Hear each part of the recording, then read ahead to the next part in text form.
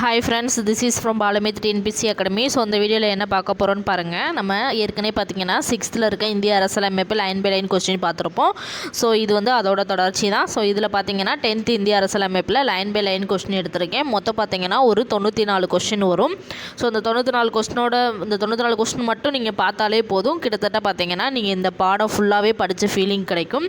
So இந்த இந்திய அரசியலமைப்புன்ற பாடம் ரொம்ப ரொம்ப ரொம்ப ரொம்ப முக்கியமான பாடம். இந்த 10th ஸ்டாண்டர்டில் இருக்க இந்திய அரசியலமைப்பு, மத்திய அரசு, மாநில அரசு, இந்த 3 லெசனை படிச்சிங்கனாலே போதும். பாலிட்டியில் இருக்க கிட்டத்தட்ட 50% சரிங்களா, பாதிக்கு பாதி சிலபஸை நீங்கள் வந்து கம்ப்ளீட் பண்ணிடுவீங்க சரிங்களா. அந்த 3 லெசன் படிச்சிங்கன்னா போதும் 50% சிலபஸ் வந்து உங்களுக்கு வந்து கம்ப்ளீட் ஆயிரும் சரிங்களா. அதனால் இந்த ஃபஸ்ட்டு இந்த 3 வீடியோக்கான சரிங்களா, அந்த 3 லெசனுக்கான வீடியோ வந்து நம்ம பார்ப்போம்.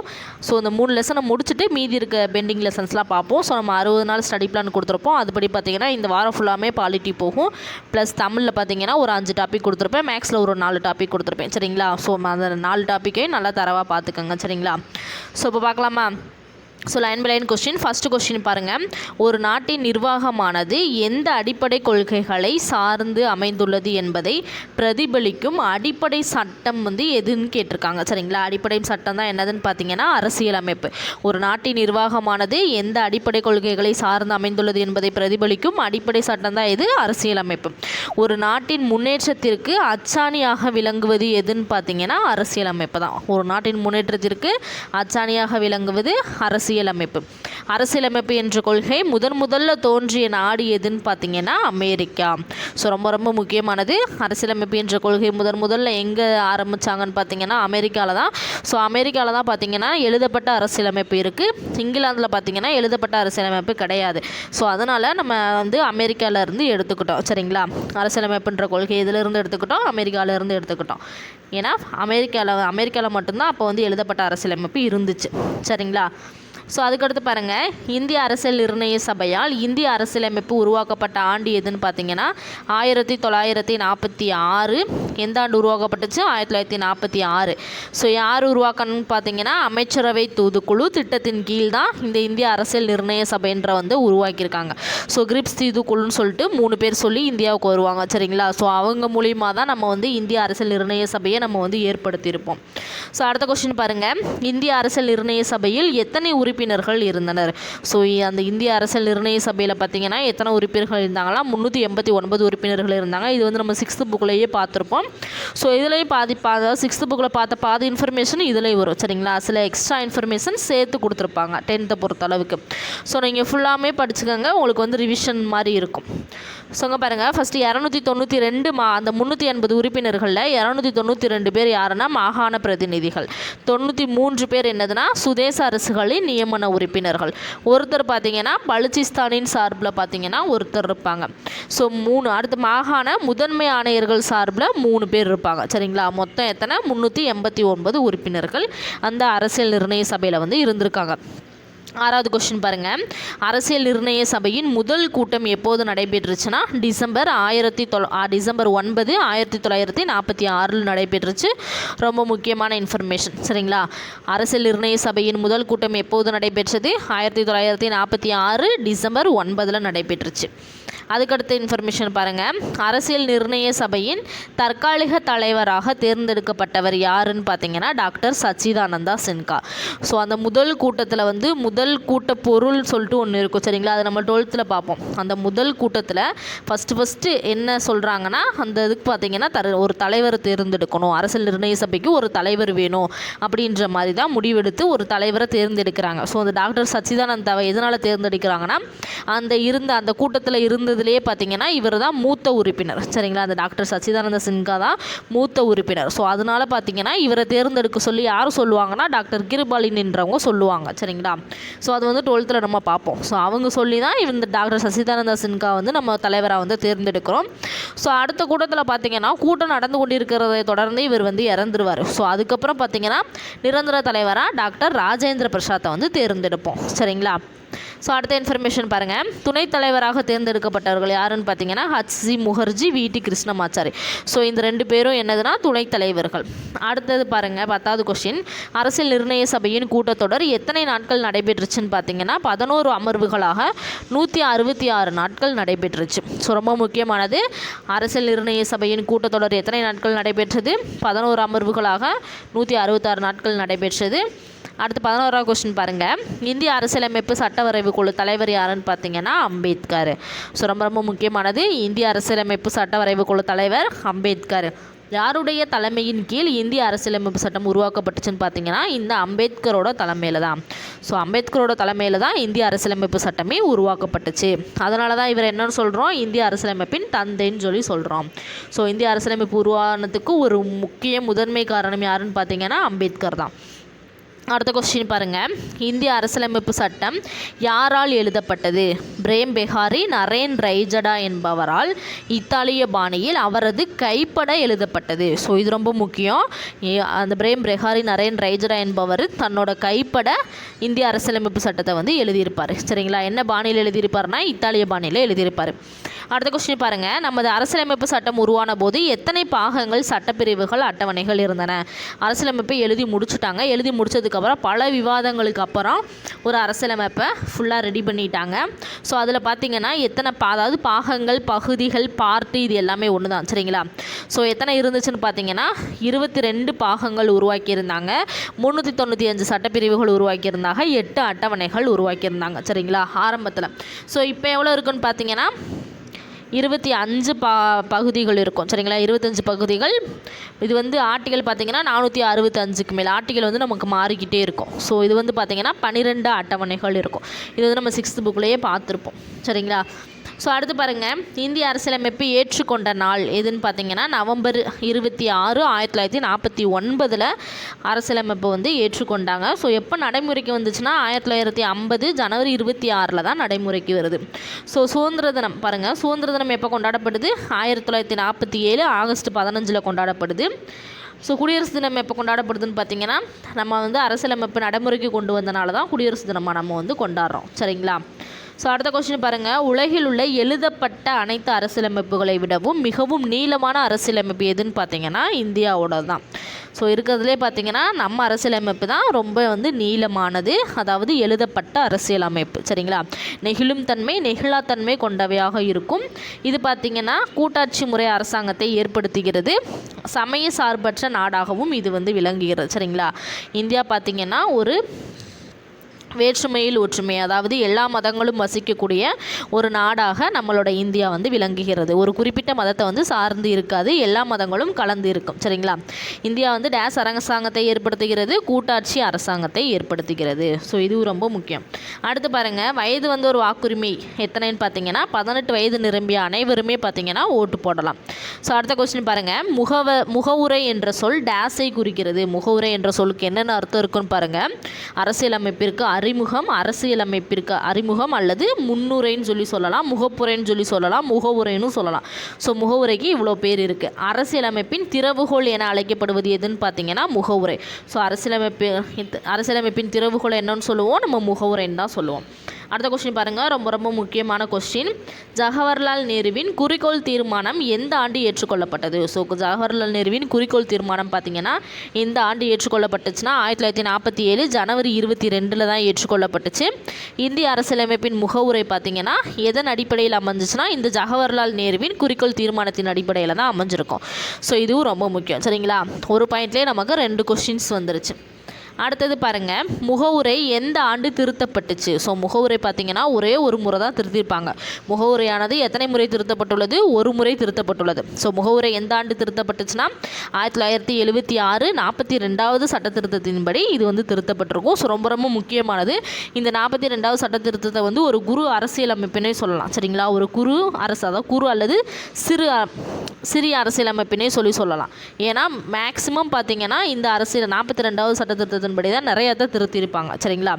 ஸோ அடுத்த கொஸ்டின் பாருங்கள். முகவுரையில் சேர்க்கப்பட்ட புதிய சொற்கள் என்னென்னு பார்த்தீங்கன்னா சமதர்மம், சமய சார்பின்மை, ஒருமைப்பாடு. ஸோ இதெல்லாம் என்னதுன்னா முகவுரையில் சேர்க்கப்பட்ட புதிய சொற்கள். ஸோ ரொம்ப முக்கியம். அந்த ஒரே ஒரு முறை தான் முகவுரையை திருத்தியிருப்பாங்க. ஸோ எதுக்காண்டி திருத்தியிருப்பாங்கன்னா இந்த 3 புதிய சொற்களும் சேர்த்திருப்பாங்க. சரிங்களா? அடுத்து 29வது கொஸ்டின் பாருங்கள். டேஸ் என்ற சொற்களுடன் இந்திய அரசியலமைப்பின் முகவுரை தொடங்குகிறது. ஸோ எப்படி தொடங்குதுன்னா இந்திய மக்களாகிய நாம். ஸோ இப்படி தான் பார்த்தீங்கன்னா முகவுரை வந்து ஸ்டார்ட்டே ஆகும். அடுத்த கொஸ்டின் பாருங்கள். 30வது கொஸ்டின். பிரெஞ்சு புரட்சி நடந்த ஆண்டு. ஸோ பிரெஞ்சு புரட்சி நடந்த ஆண்டு பார்த்திங்கன்னா 1789ஆம் ஆண்டு தான் இது வந்து நடைபெற்றிருக்கும். ஸோ அந்த புரட்சியின் போது எதுக்கு தேவையில்லாமல் சம்மந்தமே இங்கே புரட்சியை பற்றி கொடுத்துருக்காங்கன்னா அந்த புரட்சியில் ஒரு 3 முகவுரைக்கு சம்மந்தப்பட்ட ஒரு 3 வார்த்தைகள் வந்து முக்கிய முழக்கங்களாக வந்து சொல்லியிருப்பாங்க. சரிங்களா? ஸோ அந்த வார்த்தைக்கு முகவுரையில் வந்து முக்கியத்துவம் தரப்பட்டிருக்கு அப்படின்றத மென்ஷன் பண்ணிட்டு தான் அந்த பிரெஞ்சு புரட்சி இங்கே வந்து கொண்டு வந்திருக்காங்க. இந்திய அரசியலமைப்பின் முகவுரையில் எந்த முழக்கங்களுக்கு முக்கியத்துவம் தரப்பட்டுள்ளது? சுதந்திரம், சமத்துவம், சகோதரத்துவம். இந்த மூன்று வார்த்தைகளும் முக்கிய பிரெஞ்சு புரட்சியின் போது முக்கிய முழக்கங்களாயின. இதுக்கு பார்த்தீங்கன்னா முகவுரையில் வந்து முக்கியத்துவம் தரப்பட்டிருக்கு. சரிங்களா? ரொம்ப ரொம்ப முக்கியமான கொஸ்டின். அடுத்த கொஸ்டின் பாருங்கள். 32வது கொஸ்டின். சிட்டிசன் என்னும் சொல் டேஸ் என்னும் சொல்லிலிருந்து பெறப்பட்டதாகும். ஸோ சிட்டிசன் என்னுன்ற சொல் பார்த்தீங்கன்னா சிவிஸ் என்னும் லத்தீன் மொழி சொல்லிலிருந்து பெறப்பட்டிருக்கும். சரிங்களா? ஸோ இது ரொம்ப ரொம்ப முக்கியம். டிஎன்பிசியில் அடிக்கடி கேட்குற கொஸ்டின். சிட்டிசன் என்னும் சொல் சிவிஸ் என்னும் லத்தீன் மொழி சொல்லிலிருந்து பெறப்பட்டது.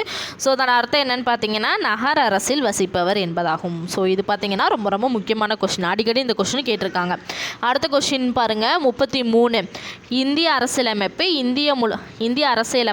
இந்தியா முழுவதும் ஒரே மாதிரியான டேஸ் குடியுரிமையை வழங்குகிறது. ஸோ இந்தியா முழுவதும் எப்படிப்பட்ட குடியுரிமையை வழங்குகிறதுனா ஒற்றை குடியுரிமையை வழங்குகிறது. ஸோ அடுத்த கொஸ்டின் பாருங்கள். 34. குடியுரிமையை பற்றி விளக்கும் சட்டப்பிரிவு என்ன? ஸோ குடியுரிமையை பற்றி விளக்கும் சட்டப்பிரிவு ரொம்ப ரொம்ப முக்கியமான கொஸ்டின். பகுதி 2 சட்டப்பிரிவு 5லிருந்து 11 வரை பார்த்தீங்கன்னா குடியுரிமையை பற்றி விளக்குகின்றன. அடுத்த கொஸ்டின் பாருங்கள். குடியுரிமை சட்டம் எந்த ஆண்டு இயற்றப்பட்டது? ஸோ குடியுரிமை சட்டம் எந்த ஆண்டு இயற்றப்பட்டதுன்னா 1955 வந்து இயற்றப்பட்டிருக்கு. அடுத்த கொஸ்டின் பாருங்கள். குடியுரிமை சட்டம் அரசியலமைப்பு சட்ட திருத்தத்தால் எத்தனை முறை திருத்தப்பட்டுள்ளதுன்னு பார்த்தீங்கன்னா 8 முறை திருத்தப்பட்டுள்ளது. குடியுரிமை சட்டம் அரசியலமைப்பு சட்ட திருத்தத்தால் எத்தனை முறை திருத்தப்பட்டுள்ளது? 8 முறை திருத்தப்பட்டுள்ளது. அடுத்த கொஸ்டின் பாருங்கள். இந்திய குடியுரிமையை எத்தனை வழிகளில் பெற முடியும்? ஸோ இந்திய குடியுரிமையை எத்தனை வழிகளில் பெறலான்னா 5 வழிகளில் பெறலாம். சரிங்களா? ஸோ அந்த 5 வழியும் என்னன்னு கொடுத்துருக்கேன். பிறப்பின் மூலம், வம்சாவளி மூலம், பதிவின் மூலம், இயல்புரிமை மூலம், பிரதேச நாடுகள் இணைவின் மூலம். இந்த 5 வழிகள்லையும் இந்திய குடியுரிமையை வெளிநாட்டில் இருக்க ஒருத்தர் வாங்க முடியும். சரிங்களா? அடுத்த கொஸ்டின் பாருங்கள். குடியுரிமையை இழத்தல் எத்தனை வழிகளில் இழப்பர்னா 3 வழிகளில் இழப்பாங்க. ஸோ அது எந்தெந்த வழிகள்னா தாமாக வந்து நான் எங்களுக்கு குடியுரிமை வேணான்னு சொல்லிட்டு கொடுப்பாங்க. சரிங்களா? அது வந்து ஃபஸ்ட்டு இது. செகண்டு பார்த்தீங்கன்னா வெளிநாட்டில் அவங்க வந்து குடியுரிமை வேறு நாட்டில் வாங்கிட்டாங்கன்னா அப்போ அது வந்து இந்திய நாட்டில் வாங்கியிருக்க குடியுரிமை தானாகவே ரத்தாயிரும். அதுக்கடுத்து பார்த்தீங்கன்னா நீங்கள் இயல்புரிமை மூலம் பார்த்தீங்கன்னா ஏதாவது தப்பான டாக்குமெண்ட் கொடுத்து ஃபோர்ஜரி மூலயமா நீங்கள் குடியுரிமை வாங்கியிருந்து அதை அவங்க கண்டுபிடிக்கும் பட்சத்தில் பார்த்தீங்கன்னா குடியுரிமை வந்து அவங்க வந்து நீக்கிடுவாங்க. சரிங்களா? அந்த 3 வழிகளில் தான் குடியுரிமை இழத்தல் வந்து நடைபெறும். ஸோ அடுத்த கொஸ்டின் பாருங்கள். 39. அடிப்படை உரிமைகள் பற்றி கூறும் சட்டப்பிரிவு என்னன்னு பார்த்தீங்கன்னா பகுதி 3 சட்டப்பிரிவு 12லிருந்து 35 வரை உள்ளது. என்னதுன்னா அடிப்படை உரிமைகள் பற்றி கூறும் சட்டப்பிரிவு. ஸோ அடுத்த கொஸ்டின் பாருங்கள். அடிப்படை உரிமை பார்த்தீங்கன்னா எந்த நாட்டில் இருந்து பெறப்பட்டதுன்னா அமெரிக்காவில் இருந்து தான் அடிப்படை உரிமை என்ற கருத்தை வந்து எடுத்திருப்பாங்க. அரசியலமைப்பு என்ற கொள்கையும் எதில் இருந்தால் எடுத்திருப்பாங்க? அமெரிக்காவில் இருந்தால் எடுத்திருப்பாங்க. அடுத்த கொஸ்டின் பாருங்கள். அடிப்படை உரிமைகள் எத்தனை உள்ளன்னு பார்த்தீங்கன்னா ஆரம்பத்தில் 7 இருக்கும். சரிங்களா? இப்போ பார்த்தீங்கன்னா 6 தான் இருக்கும். ஏன்னா சொத்துரிமை வந்து நீக்கப்பட்டிருக்கும். ஸோ அதை வந்து நம்ம டீட்டெயிலாக பார்க்கலாம். ஸோ அடிப்படை உரிமைகள் அந்த 6 அடிப்படை உரிமைகள் என்னென்னு பாருங்கள்.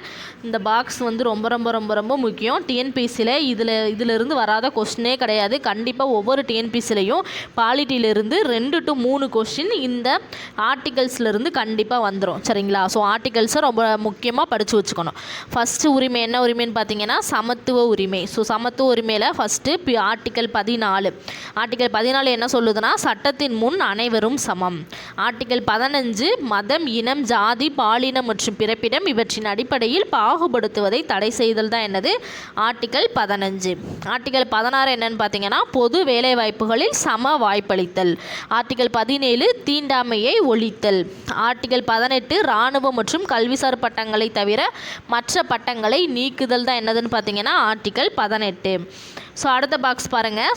அடுத்தது பார்த்தீங்கன்னா செகண்ட் 6ல் பார்த்தீங்கன்னா இது வந்து 2வது சுதந்திர உரிமை. ஸோ சுதந்திர உரிமையில் ஃபஸ்ட்டு பார்த்தீங்கன்னா என்னதுன்னா பேச்சுரிமை. ஆர்டிக்கல் 19 என்னது, பேச்சுரிமை, கருத்து தெரிவிக்கும் உரிமை, அமைதியான முறையில் கூட்டம் கூடுவதற்கு உரிமை, சங்கங்கள் அமைப்புகள் தொடங்க உரிமை, இந்திய நாட்டிற்குள் விரும்பிய இடத்தில் வசிக்கும் மற்றும் தொழில் செய்யும் உரிமை. ஸோ ஆர்டிக்கல் 19 இந்த மாதிரி உரிமைகளை பற்றி சொல்லுது. ஸோ ஆர்டிக்கல் 20 பாருங்கள், குற்றஞ்சாட்டப்பட்ட நபர்களுக்கான உரிமை மற்றும் தண்டனைகளிலிருந்து பாதுகாப்பும் பெறும் உரிமை. ஆர்டிக்கல் 21 வாழ்க்கை மற்றும் தனிப்பட்ட சுதந்திரத்திற்கு பாதுகாப்பும் உரிமை தான் என்னது, ஆர்டிக்கல் 21. ஆர்டிக்கல் 21A ஒன்று புதுசாக ஒன்று சேர்த்துருக்காங்க. இந்த தொடக்க கல்வி பெறும் உரிமையை பார்த்தீங்கன்னா அடிப்படை உரிமையில் வந்து சேர்த்துருப்பாங்க. அதை நம்ம பின்னாடி கொஸ்டினில் பார்ப்போம் சரிங்களா. ஆர்டிக்கல் 21A என்னதுன்னு பார்த்தீங்கன்னா தொடக்க கல்வி பெறும் உரிமை. அடுத்த ஆர்டிக்கல் 22 என்னன்னு பார்த்தீங்கன்னா, சில வழக்குகளில் கைது செய்து தடுப்பு காவலில் வைப்பதற்கு எதிரான பாதுகாப்பு உரிமை. ஸோ இது பார்த்தீங்கன்னா ஆர்டிக்கல் 22. ஸோ அடுத்த பாக்ஸ் பார்க்கலாமா. அடுத்து பார்த்தீங்கன்னா 3வது சுரண்டலுக்கு எதிரான உரிமை. சுரண்டலுக்கு எதிரான உரிமை பாருங்கள், ஆர்டிக்கல் இதில் பார்த்தீங்கன்னா 2 தான் இருக்குது. சுரண்டலுக்கு எதிரான உரிமையில் ஆர்டிக்கல் 23 to 24. ஸோ ஆர்டிக்கல் 23 என்ன சொல்லுதுன்னா, கட்டாய வேலை, கொத்தடிமை முறை மற்றும் மனித தன்மையற்ற வியாபாரத்தை தடுத்தல் தான் ஆர்டிக்கல் 23.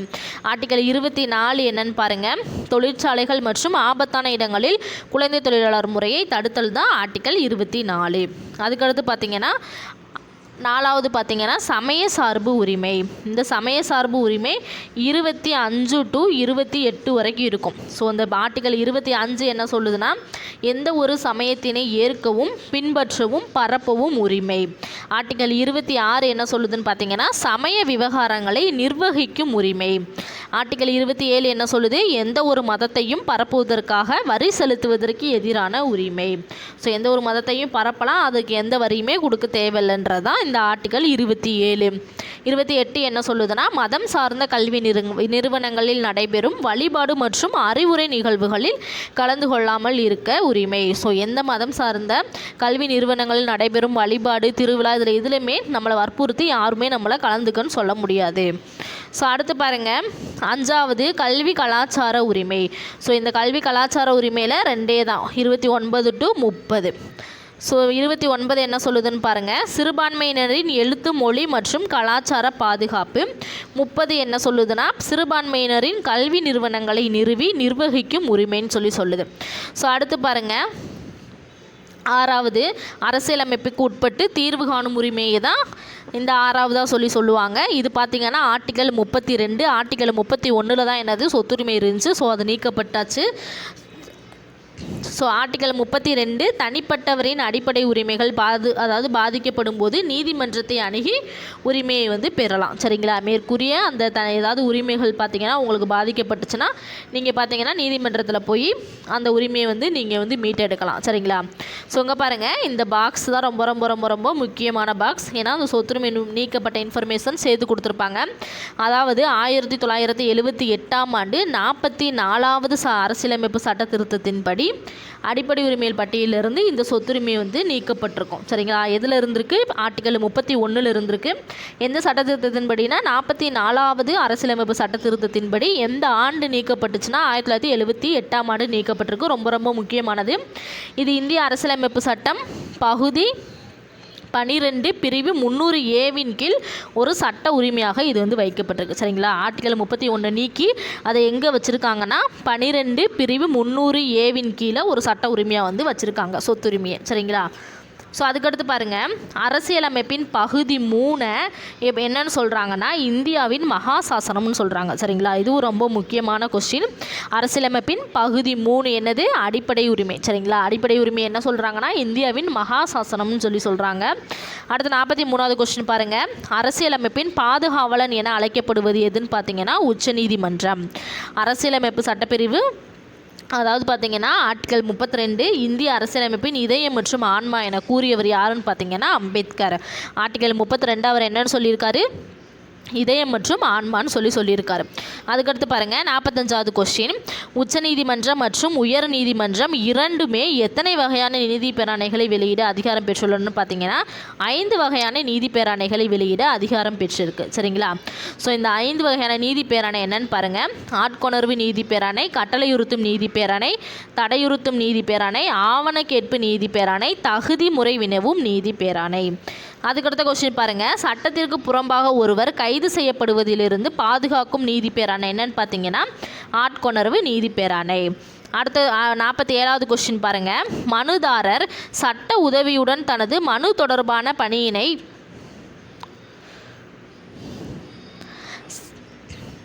அடுத்த கொஸ்டின் பாருங்கள், மனுதாரர் சட்ட உதவியுடன் தனது மனு தொடர்பான பணியினை சம்பந்தப்பட்ட துறையிலிருந்து நிறைவேற்றி கொள்ள முடியும் என கூறும் நீதி பேராணை என்னன்னு பார்த்தீங்கன்னா கட்டளையுறுத்தும் நீதி பேராணை. 48வது கொஸ்டின், ஒரு கீழ் நீதிமன்றம் தனது சட்ட எல்லையை தாண்டி செயல்படுவது தடுக்கும் நீதி பேராணை என்னன்னு பார்த்தீங்கன்னா தடையுறுத்தும் நீதி பேராணை. 49வது கொஸ்டின் பாருங்கள், உயர் நீதிமன்றம் ஆவணங்களை நியாயமான பரிசீலனைக்கு தனக்கோ அல்லது உரிய அதிகாரிக்கோ அனுப்ப செய்ய கீழ் நீதிமன்றங்களுக்கு இடும் ஆணை ஆகும் என்று கூறும் நீதி பேராணை என்னன்னு பார்த்தீங்கன்னா ஆவண கேட்பு நீதி பேராணை. 50வது கொஸ்டின் பாருங்கள், சட்டத்திற்கு புறம்பாக தகாத முறையில் அரசு அலுவலகத்தை கைப்பற்றுவதை தடை செய்யும் நீதி பேராணை என்னன்னு பார்த்தீங்கன்னா தகுதி வினவும் நீதி பேராணை. 51வது கொஸ்டின் பாருங்கள், குடியரசுத் தலைவரால் அவசர நிலை அறிவிக்கப்படும் சட்டப்பிரிவு என்னன்னு பார்த்தீங்கன்னா 352. அரசு நெறிமுறையுறுத்தும் கோட்பாடுகளை கூறும் சட்டப்பிரிவு எதுன்னு பார்த்தீங்கன்னா பகுதி 4 ஆர்டிக்கல் 36 to 51 வரைக்கும் என்னதுன்னா அரசு நெறிமுறையுறுத்தும் கோட்பாடுகள்னு சொல்லலாம். இதை பார்த்தீங்கன்னா அரசு வழிகாட்டும் நெறிமுறைகள்னு இன்னொரு பேர் இருக்குது. சரிங்களா? இந்திய அரசியலமைப்பின் புதுமையான சிறப்பம்சம் என டாக்டர் PR அம்பேத்கர் எதனை விவரிக்கிறாருன்னு பார்த்தீங்கன்னா அரசு நெறிமுறையுறுத்தும் கோட்பாடுகள் அல்லது அரசு வழிகாட்டும் நெறிமுறைகளை தான் சொல்கிறாரு. ஸோ இந்த கொஸ்டின் பார்த்தீங்கன்னா ரொம்ப முக்கியமான கொஸ்டின். ஸோ அடுத்த கொஸ்டின் பாருங்கள், அரசு நெறிமுறையுறுத்தும் கோட்பாடுகள் எந்த நாட்டிலிருந்து பெறப்பட்டவை? ஸோ எந்த நாட்டிலிருந்து பெறப்பட்டுச்சுன்னா அயர்லாந்திலிருந்து பெறப்பட்டுச்சு. ஸோ அரசியலமைப்பு அதாவது அடிப்படை உரிமை இதிலிருந்து எடுத்திருப்பாங்கன்னு பார்த்தீங்கன்னா அமெரிக்காவிலேருந்து எடுத்திருப்பாங்க. சரிங்களா? அடிப்படை உரிமை அமெரிக்காவிலேருந்து எடுத்திருப்பாங்க. ஸோ அரசு நெறிமுறையுறுத்தும் கோட்பாடுகள் எந்த நாட்டிலிருந்து பெறப்பட்டிருக்குதுன்னா அயர்லாந்து நாட்டிலிருந்து பெறப்பட்டிருக்கு. தொடக்க கல்வி அடிப்படை உரிமையாக சேர்க்கப்பட்ட ஆண்டு எதுன்னு பார்த்தீங்கன்னா 2002. சரிங்களா? தொடக்க கல்வியை அடிப்படை உரிமையாக சேர்க்கப்பட்ட ஆண்டு எது? 2002. அதுக்கடுத்து பாருங்கள், தொடக்க கல்வி எந்த சட்டப்பிரிவின் கீழ் அடிப்படை உரிமையாக சேர்க்கப்பட்டுள்ளதுன்னா ஆர்டிக்கல் 45 திருத்தப்பட்டு. சரிங்களா? பிரிவு 45 திருத்தப்பட்டு பிரிவு 21A கீழே வச்சுருப்பாங்க. சரிங்களா? நம்ம அடிப்படை உரிமையில் பார்த்துருப்போம் 21Aன்னு சொல்லி தொடக்க கல்வியை புதுசாக சேர்த்துருப்பாங்க. எதுலனா ஆர்டிக்கல் 45 இருந்திருக்கு. சரிங்களா? அந்த தொடக்க கல்வின்றது எதில் இருந்திருக்கு? 45 இருந்திருக்கு. ஸோ அதை திருத்தப்பட்டு 21A கீழே வச்சுருக்காங்க. சரிங்களா? ஸோ அதுக்கடுத்த கொஸ்டின் பாருங்கள், அடிப்படை கடமை எந்த நாட்டிலிருந்து பெறப்பட்டதுன்னு பார்த்தீங்கன்னா முன்னாள் சோவியத் யூனியன்லேருந்து பெறப்பட்டிருக்கு. ரொம்ப முக்கியமானது. அடிப்படை கடமை எந்த நாட்டிலிருந்து பெறப்பட்டது? முன்னாள் சோவியத் யூனியன். அதுக்கடுத்து பாருங்கள், அரசியலமைப்பின் பகுதி 4 என்ற ஒரே ஒரு பகுதியை மட்டும் கொண்டது எதுன்னு பார்த்தீங்கன்னா அடிப்படை கடமைகள்.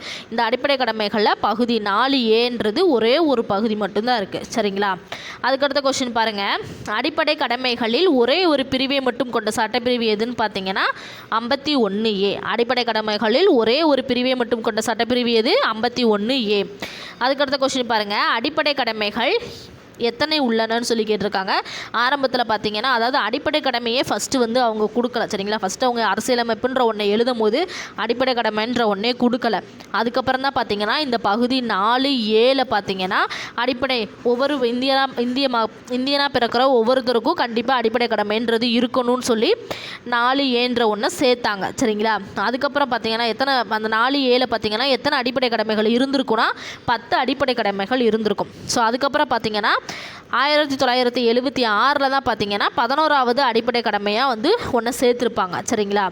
ஸோ அதை அடுத்து பார்ப்போம். அடிப்படை கடமை எந்த சட்டத்திருத்தத்தின்படி சேர்க்கப்பட்டதுன்னு பார்த்தீங்கன்னா 42வது சட்டத்திருத்தத்தின்படி 1976 சேர்த்துருப்பாங்க. சரிங்களா? 11வது அடிப்படை கடமையாக சேர்த்துருப்பாங்க. அதில் என்ன சேர்த்துருப்பாங்கன்னு பார்த்தீங்கன்னா அதை பின்னாடி பார்ப்போம். சரிங்களா?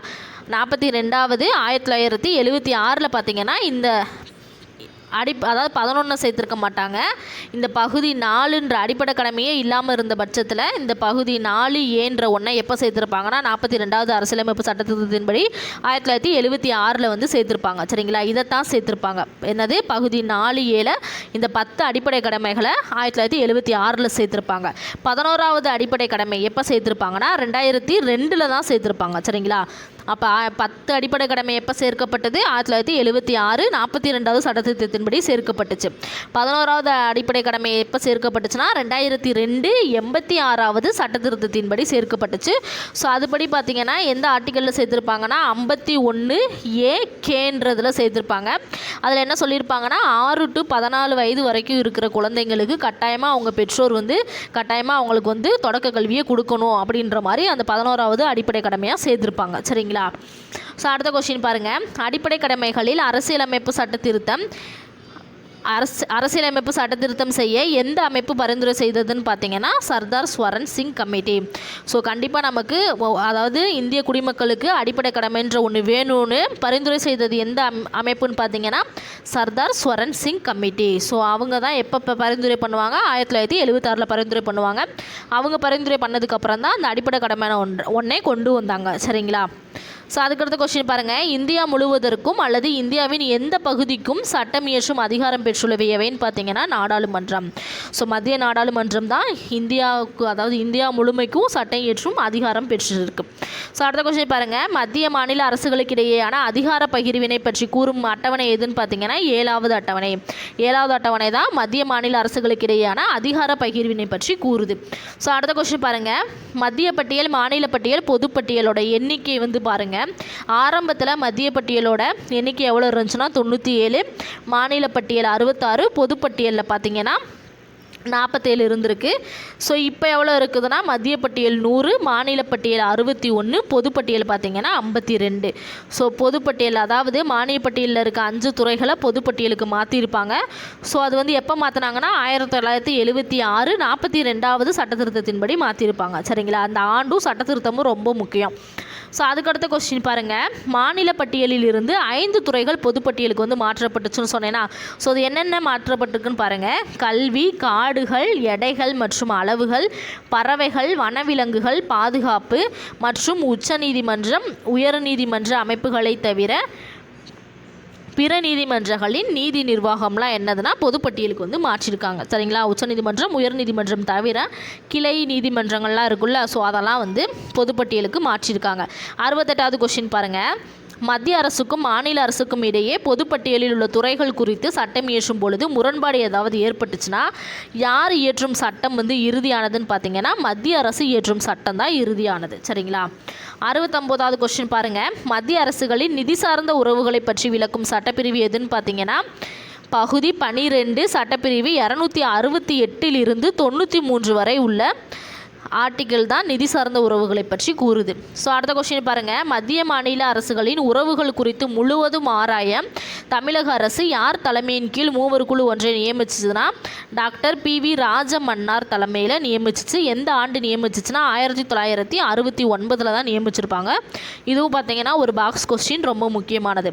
அடுத்த கொஸ்டின் பாருங்கள். சட்டப்பிரிவு டேஸின் கீழ் குடியரசுத் தலைவரால் நியமனம் செய்யப்பட்ட நிதிக்குழு பரிந்துரையின் அடிப்படையில் மத்திய அரசால் சில வரிகள் விதிக்கப்பட்டு வசூலிக்கப்பட்டு மத்திய அரசாலும் மாநில அரசாலும் பிரித்து கொள்ளப்படுகிறதுனா இந்த 280ன்ற ஆர்டிக்கல் கீழே தான் இந்த குடியரசுத் தலைவர் வந்து இதெல்லாம் பிரித்து கொடுக்குறார். சரிங்களா.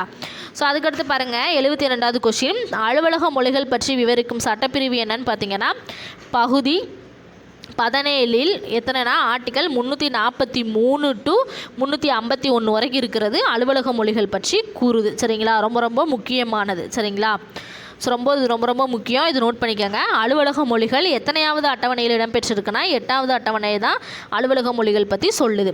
ஸோ தொடக்கத்தில் எத்தனை அலுவலக மொழிகள் இருந்துச்சுன்னா 14 மொழிகள் இருந்துச்சு. இப்போ எவ்வளோ இருக்குன்னா 22 மொழிகள். சரிங்களா, தொடக்கத்தில் அலுவலக மொழிகள் எத்தனை இருந்துச்சு? 14 மொழிகள் இருந்துச்சு. 75வது கொஸ்டின் பாருங்கள். எந்த ஆண்டு இந்திய அரசு செம்மொழிகள் எனும் புதிய வகைப்பாட்டினை ஏற்படுத்த தீர்மானித்துச்சுன்னு பார்த்தீங்கன்னா 2004 பார்த்தீங்கன்னா இந்திய அரசு செம்மொழிகள் என்னும் ஒரு புதிய வகைப்பாட்டினை வந்து ஏற்படுத்துச்சு. ஸோ அதுபடி பார்த்தீங்கன்னா எத்தனை மொழிகள் பார்த்தீங்கன்னா செம்மொழி தகுதியை பெற்றிருக்குன்னா 6 மொழிகள். ஸோ அந்த 6 மொழிகளும் எந்த வருஷம் செம்மொழி தகுதியை பெற்றிருக்குன்றது ரொம்ப ரொம்ப முக்கியம். போன குரூப் 4ல் கூட இதிலிருந்து ஒரு கொஷின் கேட்டிருந்தாங்க. ரொம்ப ரொம்ப முக்கியம். இது படிக்காமல் டிஎன்பிசிக்கு அதாவது எக்ஸாமுக்கு போயிடாதீங்க சரிங்களா. ஸோ ரொம்ப ரொம்ப முக்கியமான கொஷின். தமிழ் பார்த்தீங்கன்னா எப்போ செம்மொழி தகுதியை பெற்றிருக்குன்னா 2004. சமஸ்கிருதம் பார்த்தீங்கன்னா 2005 செம்மொழி தகுதியை பெற்றிருக்கு. அதுக்கடுத்து தெலுங்கு பார்த்தீங்கன்னா 2008, கன்னடம் 2008, மலையாளம் 2013, ஒடியா 2014 தான் செம்மொழி தகுதியை பெற்றிருக்கு. ஸோ ரொம்ப ரொம்ப முக்கியமானது சரிங்களா. அடுத்த கொஸ்டின் பாருங்கள். தேசிய அவசர நிலை எந்த சட்டப்பிரிவின் கீழ் வரும்னு பார்த்தீங்கன்னா ஆர்டிகல் 352 கீழ் இந்த தேசிய அவசர நிலை வரும். ரொம்ப ரொம்ப முக்கியம் சரிங்களா. இதில் இருந்து கூட ஒரு கொஸ்டின் கேட்பாங்க. அடுத்து பாருங்கள். போர், வெளிநாட்டினர் ஆக்கிரமிப்பு அல்லது ஆயுதமேந்தியா கிளர்ச்சி அல்லது உடனடி ஆபத்து அல்லது அச்சுறுத்தல் காரணமாக இந்தியாவின் பாதுகாப்பிற்கு அச்சுறுத்தல் ஏற்பட்டால் யார் பார்த்தீங்கன்னா தேசிய அவசர நிலையை பிறப்பிப்பாங்கன்னா குடியரசுத் தலைவர் தான் தேசிய அவசர நிலையை வந்து பிறப்பிப்பாங்க. அடுத்து 79வது கொஸ்டின் பாருங்கள். போர் அல்லது வெளிநாட்டின் ஆக்கிரமிப்பின் காரணமாக அவசர நிலை அறிவிக்கப்படும் பொழுது அது டேஸ் என அழைக்கப்படுகிறது பார்த்தீங்கன்னா வெளிப்புற அவசர நிலைன்னு சொல்கிறோம். ஆயுதமேந்தா கிளர்ச்சி காரணமாக அவசர நிலை அறிவிக்கப்படும் பொழுது அதை என்ன சொல்லுவோம்னு பார்த்தீங்கன்னா உள்நாட்டு அவசர நிலைன்னு சொல்லுவோம் சரிங்களா. அடுத்து 81வது கொஸ்டின் பாருங்கள். மாநில அவசர நிலை எந்த சட்டப்பிரிவின் கீழ் வரும்னு பார்த்தீங்கன்னா 356வது சட்டப்பிரிவின் கீழே வரும். அடுத்து 82வது கொஸ்டின். ஒரு மாநிலத்தில் மாநில அரசால் கட்டுப்படுத்த முடியாத சூழல் ஏற்படும் பொழுது அரசியலமைப்பின் விதிகளுக்கு ஏற்ப யார் அறிக்கை அளிக்கும் பொழுது குடியரசுத் தலைவர் பார்த்தீங்கன்னா அவசர நிலையை அறிவிப்பாங்கன்னா ஆளுநர் அறிக்கை அளிக்கும் பொழுது சரிங்களா. குடியரசுத் தலைவர் தான் அந்த அவசர நிலையை வந்து பிறப்பிப்பார். ஆனால் யார் அறிக்கை அதுக்கு முன்னாடி யார் வந்து அந்த மாநிலத்தெல்லாம் வாட்ச் பண்ணி யார் அறிக்கை அறிவிப்பாங்கன்னு பார்த்தீங்கன்னா ஆளுநர் சரிங்களா. ஸோ இது கன்ஃபியூஸ் ஆகும். ஆளுநராக முதலமைச்சரான்னு கன்ஃபியூஸ் ஆகும். ஆளுநர் தான் அறிக்கை அந்த மாநிலத்தோட தலைவர் யாருன்னு பார்த்தீங்கன்னா ஆளுநர் தான் சரிங்களா. அதாவது பேரளவுக்கு தலைவர்னு பார்த்தீங்கன்னா ஆளுநர், உண்மையான தலைவர் யாருன்னு பார்த்தீங்கன்னா முதலமைச்சர் தான். ஸோ அடுத்தது பாருங்கள். அவசர நிலையின் காலம் எத்தனைனா 3 ஆண்டுகள். ஸோ 3 ஆண்டுகள் தான் அந்த அவசர நிலையோட காலம் இருக்கும். அடுத்து பாருங்கள். ரொம்ப ரொம்ப ரொம்ப முக்கியமான கொஸ்டின். டிஎன்பிசியில் அடிக்கடி இந்த கொஸ்டின் கேட்டிருக்காங்க. இந்தியாவில் பார்த்தீங்கன்னா முதன்முறையாக குடியரசுத் தலைவர் ஆட்சி வந்து எந்த மாநிலத்தில் நடைமுறைப்படுத்தப்பட்டதுன்னா பஞ்சாபில்.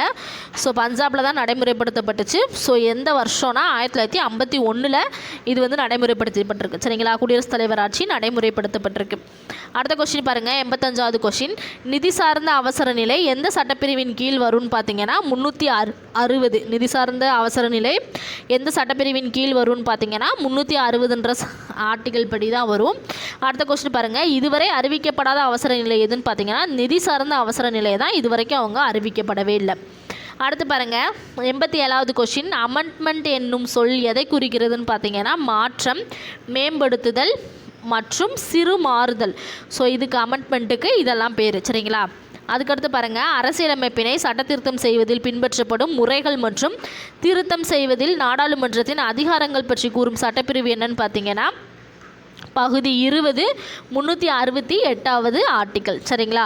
ஸோ அடுத்து 89வது கொஸ்டின் பாருங்கள். அரசியலமைப்பு சட்டத்திருத்த மசோதா எந்த அவையில் அறிமுகப்படுத்தப்பட வேண்டும்னா நாடாளுமன்றத்தின் 2 அவைகளிலுமே அறிமுகப்படுத்தப்பட வேண்டும் சரிங்களா. நாடாளுமன்றத்தின் 2 அவைகளிலும் அறிமுகப்படுத்தப்பட்ட பின்னு தான் மசோதா வந்து அறிமுகப்படுத்துவாங்க சரிங்களா. ஸோ மசோதான்றது 2 அவையிலுமே கண்டிப்பாக அறிமுகப்படுத்தப்பட வேண்டும். அடுத்து பாருங்கள். நாடாளுமன்றத்தின் ஒவ்வொரு அவையிலும் அவையின் ஒட்டுமொத்த உறுப்பினர்களில் பெரும்பான்மையான உறுப்பினர்கள் மற்றும் அவைக்கு வந்து வாக்களித்தவர்களில் எத்தனை பங்குக்கு குறையாமல் மசோதாவிற்கு ஆதரவாக வாக்களித்தால் மட்டுமே குடியரசுத் தலைவரின் ஒப்புதலுக்காக அனுப்பப்பட வேண்டும் பார்த்தீங்கன்னா 3/2 பங்கு சரிங்களா. எத்தனைனா 3/2 பங்கு. ஸோ இதை பின்னமாக கூட கேட்கலாம் சரிங்களா. ஆப்ஷனில் இப்படி கூட கொடுக்கலாம். 3/2 பங்கு கண்டிப்பாக ஆதரவு அளிச்சிருக்கணும். ஸோ அப்படி பண்ணால் மட்டும்தான் குடியரசுத் தலைவருக்கு ஒப்புதலுக்கே நம்ம வந்து அதை வந்து அனுப்பி வைக்க முடியும். ஸோ அப்படியே 3/2 பங்கு ஒப்புதல் அளிக்கலைன்னா நம்ம வந்து குடியரசுத் தலைவருக்கு அனுப்ப முடியாது சரிங்களா. 91வது கொஸ்டின் பாருங்கள். அரசியலமைப்பு சட்ட திருத்தத்தை யாரால் மட்டுமே கொண்டு வர முடியும்னு பார்த்தீங்கன்னா நாடாளுமன்றத்தால் மட்டுமே கொண்டு வர முடியும். ஸோ அரசியலமைப்பு சட்ட திருத்தத்தை யாரால் மட்டுமே கொண்டு வர முடியும்? நாடாளுமன்றத்தால் மட்டுமே கொண்டு வர முடியும். குறு அரசியலமைப்பு என அழைக்கப்படுவது எதுன்னு பார்த்தீங்கன்னா 42வது அரசியலமைப்பு. அடுத்த கொஸ்டின் பாருங்கள், அரசியலமைப்பு சட்ட செயல்பாட்டிற்கான தேசிய சீராய்வு ஆணையம் யார் தலைமையில் அமைச்சதுன்னு பார்த்தீங்கன்னா எம்என் வெங்கடாச்சலய்யா தலைமையில் தான் அமைஞ்சிருக்கு. ஸோ எந்த ஆண்டுனா 2000 ஆண்டில் வந்து அமைச்சிருக்காங்க. ஸோ அதுக்கடுத்து பாருங்கள் 94வது கொஸ்டின், அரசின் பல்வேறு நிலைகள் அவற்றிற்கிடையேயான தொடர்பு மற்றும் பங்களிப்புகள் குறித்து புதிய நோக்கத்தோடு ஆராய அப்போதைய அரசு ஒரு ஆணையத்தை வந்து அமைச்சிச்சு. ஸோ அது யார் தலைமையில் அமைச்சிருப்பாங்கன்னா எம்எம் பூஞ்சி தலைமையில் அமைச்சிருப்பாங்க. எந்த வருஷம்னா 2007வது வருஷம் அமைச்சிருப்பாங்க. சரிங்களா. ஸோ இதோட பார்த்தீங்கன்னா நமக்கு புக்கில் இருக்க எல்லா கொஸ்டினுமே முடிஞ்சு. சரிங்களா. 94 கொஸ்டின் தான் மொத்தம். ஸோ இந்த 94 கொஸ்டினை படிச்சிங்கனாலே போதும், உங்களுக்கு பார்த்தீங்கன்னா இந்த லெசன் முடிச்ச ஃபீல் கிடைக்கும். நீங்கள் இந்த லெசன் பார்த்தீங்கன்னா ரொம்ப பெரிய லெசன். இதை நீங்கள் புக் எடுத்து உட்காந்து படிச்சிங்கன்னா கிட்டத்தட்ட இதை படிக்கிறதுக்கே உங்களுக்கு 3 மணி நேரம் ஆகும். ஆனால் நீங்கள் இந்த 94 கொஸ்டினை படிக்கிறதுக்கு வெறும் உங்களுக்கு 1 மணி நேரம் தான் ஆகும். ஸோ 1 மணி நேரத்தில் நீங்கள் இந்த 94 கொஸ்டினுமே கம்ப்ளீட் பண்ணிடுவீங்க. சரிங்களா. ரொம்ப முக்கியமான லெசன்ஸ், பாலிட்டிலேயே ரொம்ப ரொம்ப முக்கியமான லெசன்ஸ். இது சிலபஸில் டைரெக்டாக கவர் ஆகிற லெசன்ஸ். சரிங்களா. ஸோ நான் புக் பேக்கும் சேர்த்து கொடுத்துருக்கேன். ஏன்னா புக் பேக்கும் ரொம்ப ரொம்ப முக்கியம். ஒவ்வொரு சமயம் புக் பேக்கில் இருக்கிறதையும் அப்படியே கொஸ்டின் கேட்பாங்க. சரிங்களா. ஃபஸ்ட்டு கொஸ்டின் பாருங்கள், சரியான விடையை தேர்ந்தெடுத்து எழுதுக.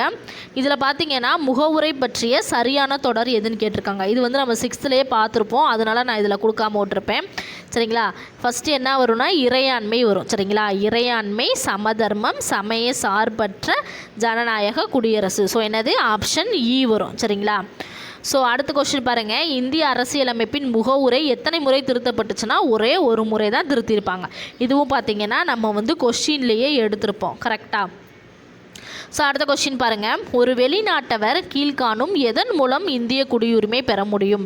ஸோ ஒரு வெளிநாட்டவர் என்னன்னு பார்த்தீங்கன்னா வம்சாவளி மூலமும் நம்ம வந்து குடியுரிமை பெறலாம், பதிவின் மூலமும் பெறலாம், இயல்புரிமை மூலமும் பெறலாம். ஸோ அப்போ என்னது மேற்கண்ட அனைத்தும். அடுத்த கொஸ்டின் பாருங்கள், மாறுபட்ட ஒன்றை கண்டுபிடி. ஸோ இதில் மாறுபட்ட ஒன்று என்னன்னு பாருங்கள், சமத்துவ உரிமை, சுரண்டலுக்கு எதிரான உரிமை, கல்வி கலாச்சார உரிமை, சொத்துரிமை. சொத்துரிமை தான் இதில் மாறுபட்டது. ஏன்னு பார்த்தீங்கன்னா சொத்துரிமை வந்து நீக்கிட்டாங்க. மீதி எல்லாமே பார்த்தீங்கன்னா அடிப்படை உரிமையில் வந்துடும். கரெக்டாக. ஸோ அடுத்த 5வது கொஸ்டின் பாருங்கள், கீழ்காண்பனவற்றுள் ஒன்று அடிப்படை உரிமையை பயன்படுத்துவதற்கு உதாரணம் இல்லைன்னு சொல்லியிருக்காங்க. சரிங்களா. இதில் எந்தது அடிப்படை உரிமையை பயன்படுத்துவதற்கு உதாரணம் இல்லைன்னு பாருங்கள். ஃபஸ்ட்டு இது கர்நாடகாவிலிருந்து கேரளா பண்ணைகளில் வேலையாட்கள் பணி செய்தல். ஸோ இது வந்து அடிப்படை உரிமை. கிறிஸ்துவ சமயக்குழு தொடர்ச்சியாக பள்ளிகளை அமைத்தல். ஸோ இது சமயத்தை பற்றி இருக்குது, இதுவும் அடிப்படை உரிமை. ஆண் பெண் இருபாலரும் அரசு பணிகளுக்கு சம ஊதியம் பெறுதல். ஸோ இதுவும் பார்த்திங்கன்னா அடிப்படை உரிமை. பெற்றோர்களின் பூர்வீக சொத்துக்கள் அவர்களது பிள்ளைகளுக்கு செல்லும். ஸோ இது பார்த்திங்கன்னா சொத்துரிமை சம்மந்தமாக வருது, இது வந்து நீக்கிட்டாங்க. ஸோ அப்போ நமக்கு என்னது ஆப்ஷன் இ தான் கரெக்டாக.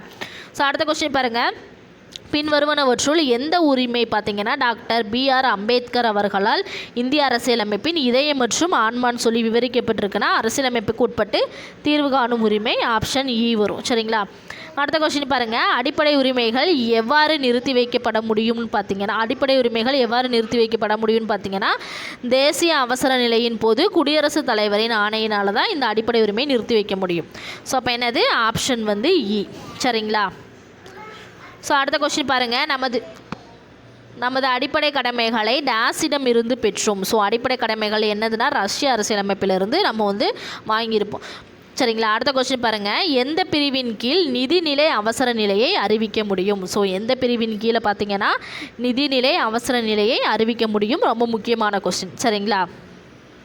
இதுக்கு ஆன்சர் பார்த்தீங்கன்னா சட்டப்பிரிவு 360. ஸோ 360 தான் நிதிநிலை அவசர நிலையை அறிவிக்க முடியுன்ற மாதிரி சொல்லியிருப்பாங்க. அடுத்த கொஸ்டின் பாருங்கள், 10வது கொஸ்டின், எந்த குழுக்கள் கமிஷன்கள் மத்திய மாநில உறவுகள் பற்றி பரிந்துரை செய்யுதுன்னு பார்த்தீங்கன்னா சர்க்காரிய குழுவும் ராஜமன்னார் குழுவும். சரிங்களா. ஸோ ஆன்சர் என்னன்னு பார்த்தீங்கன்னா 1, 2. ஸோ எம்என் வெங்கடாச்சல குழு பார்த்தீங்கன்னா தேசிய சீராய்வு ஆணையம் அமைக்கிறது பற்றி தான் அந்ததுக்கு தான் பரிந்துரை செய்வாங்க. சரிங்களா. ஸோ மத்திய மாநில உறவுகள் பற்றி பரிந்துரை செய்து எதுன்னு பார்த்தீங்கன்னா சர்க்காரிய குழு, ராஜமன்னார் குழு. இது பார்த்தீங்கன்னா ஒரு பாக்ஸில் கொடுத்துருப்பாங்க, உங்களுக்கு தெரியுமா, பாக்ஸில் கொடுத்துருப்பாங்க. சரிங்களா. ஸோ அடுத்து குவாலிட்டேட்டம் பாருங்கள், முதலில் அரசியலமைப்பு என்னும் கொள்கை எங்கே தோன்றுச்சுன்னு பார்த்தீங்கன்னா USA தான் தோன்றிருக்கும். சரிங்களா. அதாவது எங்கன்னா அமெரிக்கா. ஸோ அடுத்த கொஸ்டின் பாருங்கள், அரசியல் நிர்ணய சபையின் தற்காலிக தலைவராக தேர்ந்தெடுக்கப்பட்டவர் யாருன்னு பார்த்தீங்கன்னா சச்சிதானந்தா சின்ஹா தான் தேர்ந்தெடுக்கப்பட்டிருப்பார். சரிங்களா. சச்சிதானந்தா சின்ஹா தான் தேர்ந்தெடுக்கப்பட்டிருப்பார். அடுத்த கொஸ்டின் பாருங்கள், இந்திய அரசியலமைப்பு ஏற்றுக்கொள்ளப்பட்ட நாள் மற்றும் ஆண்டு கேட்டிருக்காங்க. ஸோ எப்போனா நவம்பர் 26, 1949 தான் அரசியலமைப்பை வந்து ஏற்றுக்கொள்ளுவாங்க. சரிங்களா. ஸோ அடுத்து பாருங்கள், டேஸ் பேராணைகள் சட்டப்பிரிவு 32 குறிப்பிடப்பட்டிருக்குன்னு பார்த்தீங்கன்னா அதாவது 5 பேராணைகளுமே சரிங்களா, எந்த பேராணைன்னு கேட்டிருக்க 5 பேராணையுமே வரும். ஸோ 5 நீதி பேராணைகளுமே சட்டப்பிரிவு 32 வந்து குறிப்பிட்டிருப்பாங்க. அடுத்த கொஸ்டின் பாருங்கள், இந்திய குடிமக்களுக்கு அடிப்படை கடமைகள் டேஸ் பிரிவின் கீழ் வழங்கப்படுது. ஸோ அடிப்படை கடமைகள் பார்த்திங்கன்னா எந்த பிரிவுனா 51 சரிங்களா, 51A. ஸோ இதில் பார்த்திங்கன்னா கேன்னு ஒன்று இருக்கும், அது வந்து 11வது அடிப்படை கடமையாக சேர்த்துருப்பாங்க. அதாவது பகுதி பார்த்திங்கன்னா அதாவது 4 என்ற ஒரே ஒரு பிரிவை மட்டும் சேர்ந்துருக்கும் சரிங்களா. பிரிவின்னு கேட்டனால 51A. ஸோ பகுதின்னு கேட்டிருந்தா என்ன வரும்னு பார்த்தீங்கன்னா 4Aன்னு வரும் சரிங்களா. ஸோ அடுத்து பாருங்கள், பொறுத்துக்க பாருங்கள், குடியுரிமை சட்டம். ஸோ குடியுரிமை சட்டம் பார்த்திங்கன்னா 1955. ஸோ அடுத்து பாருங்கள், முகவுரை பார்த்திங்கன்னா ஜவஹர்லால் நேரு. குறு அரசியலமைப்பு பார்த்திங்கன்னா 42வது அரசியலமைப்பு சட்ட திருத்தம். செம்மொழி பார்த்திங்கன்னா எதுனா தமிழ். தேசிய அவசர நிலை 1962. ஸோ இதோட பார்த்திங்கன்னா நமக்கு இந்திய அரசியலமைப்பு முடிஞ்சு. 10th இந்திய அரசியலமைப்பில் இருக்க எல்லா கொஸ்டினுமே நம்ம வந்து பார்த்து கவர் பண்ணிட்டோம். புக் பேக் கூட சேர்த்து கவர் பண்ணிட்டோம். ஸோ இந்த ஒரு வீடியோ பாருங்கள், உங்களுக்கு இந்திய அரசியலமைப்பை நீங்கள் ஃபுல்லாக கம்ப்ளீட் பண்ணிடுவீங்க சரிங்களா. ஸோ அடுத்த வீடியோவில் என்ன பார்ப்போம்னு பார்த்தீங்கன்னா 12th இருக்க இந்திய அரசியலமைப்பை பற்றி முக்கியமான கொஸ்டின் எல்லாமே பார்ப்போம். லைன் பை லைன் ஒரு கொஸ்டின் கூட விழாமல் நான் எல்லா கொஸ்டினையும் எடுத்து உங்களுக்கு வந்து வீடியோ போடுறேன் சரிங்களா. ஸோ இந்த வீடியோ பிடிச்சிருந்தா லைக் பண்ணுங்கள், மறக்காமல் நம்ம சேனலை சப்ஸ்கிரைப் பண்ணுங்கள். நெக்ஸ்ட் வீடியோவில் பார்க்கலாம். இது உங்கள் பாலமித்ரி NPC அகாடமி.